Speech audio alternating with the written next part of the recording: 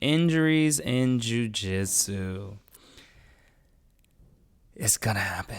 It's gonna happen. I don't know any other way to tell you guys, but it will happen. 10 years in the game, I've had ankle injuries. I've had wrist injuries. I've had finger injuries. Shoulder. My shoulders popped. My neck popped a couple times. Thankfully, nothing too bad. And so I want to just talk about training when you're having injuries. There's a lot of advice out there when it comes to training with injuries, things that you should do, things that you shouldn't do. And I'm just here to call out some of the BS. So, and to tell you what actually works. And so, like, for example, when you're training and you get injured, one thing that people say is you still should come to class, even if you can't roll. I 100% disagree. 100% disagree. Why would I personally go to class, learn about something, and then I can't do it? I can't even drill it. Why would I do that to myself? I love rolling in jiu-jitsu. Sure, I love learning new things. Absolutely. But I can learn new things on an instructional, from a YouTube video, from a reputable like competitor or athlete or coach in jiu-jitsu. I don't need to go to class for that. That's like old school thinking when they didn't have the internet or jiu-jitsu wasn't big on the internet. Now it is. So I call BS on that, right? Like if you're injured and you can't roll, there's no need to go to class. I'm not going to say there's no need, but for example, let me dive a little bit deeper because there's going to be some people that argue this point. If you're going to say because of community, absolutely. If you got friends there in the gym and you just like being with them, you see them 2-3 times a week, whatever the case, and you just want to be around them, absolutely go to the gym because you're not going to get that at home, right? 100%. If that's not you, if that's not the case, and you just really love jiu-jitsu, well, you go to class, you're going to be a random technique. You might need it, you might like it, you might not like it. When you stay at home and watch an instructional, well, that instructional is going to be 100% tailored to you because you picked that instructional specifically to help you with your game. So that's going to help you develop mentally in jiu-jitsu better. And the reason why I say that is because I do this, right? That's something that I do all the time. So it definitely will help you. The other thing people say when you have injuries is that you should wrap them up, or still roll if it's not debilitating, or you're able to roll and just protect yourself a little bit better, adjust your game and learn more things because of that. Absolutely agree.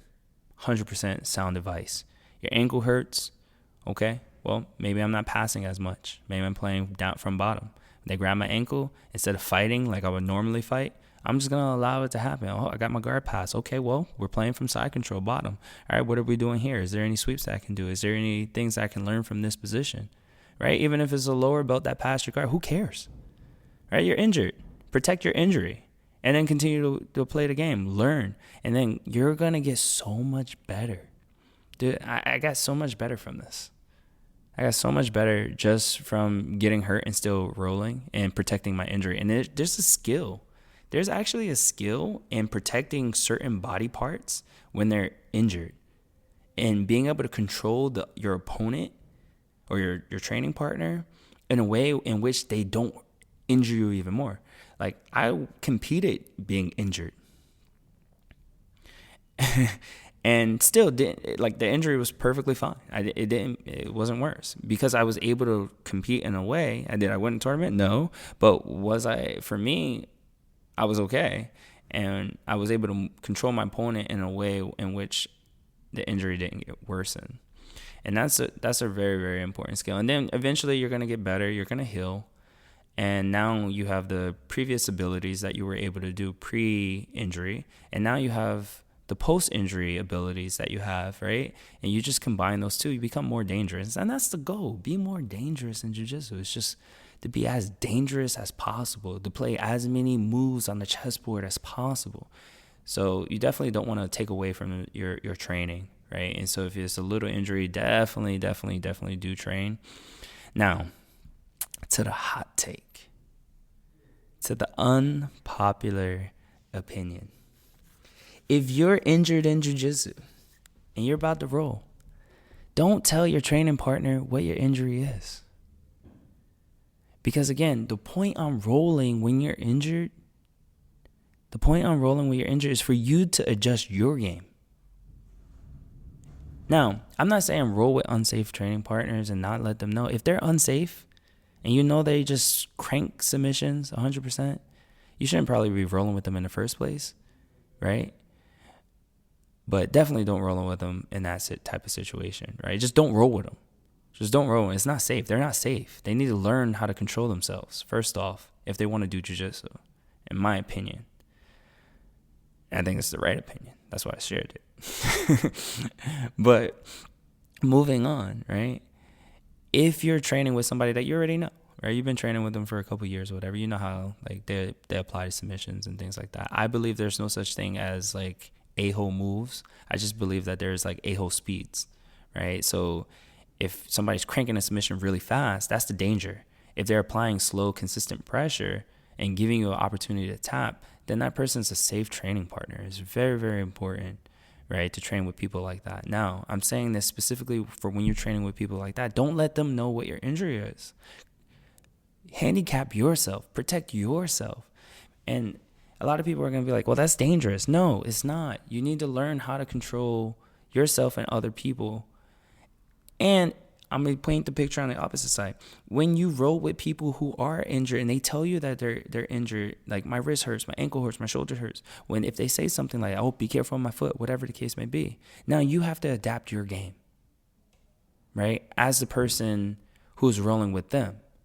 When in fact, they should be the ones adjusting their game to their injury. I shouldn't have to adjust my game to your injury. You should be able to protect yourself in every single scenario, and that way you're going to get better. Now, am I saying I'm trying to injure my training partners? Absolutely not, because when you tell me you're injured, I'm just not going to touch your wrist at all. Now you're passing my guard. Now you're doing all the things when you shouldn't have an advantage. You should have a disadvantage. But by you telling somebody you're injured, that gives you the advantage in a situation. And that's like that mental warfare, because now if I grab your wrist and you just told me it hurts, now I look like a jerk. When in fact, you should not have your wrist in that position to be grabbed in the first place. That's your fault that the wrist is there to be grabbed and it's in pain. You should have protected yourself better. This is a completely, I've never heard anybody talk about this, but I really, truly believe this to be the case.